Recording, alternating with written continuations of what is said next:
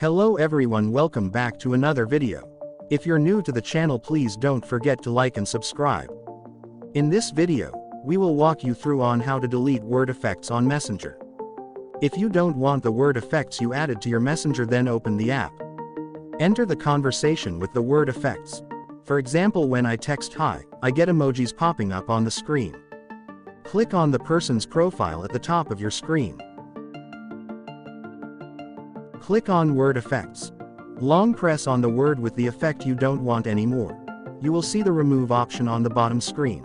Click on it to remove the word effect. You can go back to the chat to check if the word effects is removed successfully by sending that word again. If this doesn't work, then change the chat them by clicking on the profile again and selecting theme. Choose a different theme from the list and confirm. The word effects should be removed now.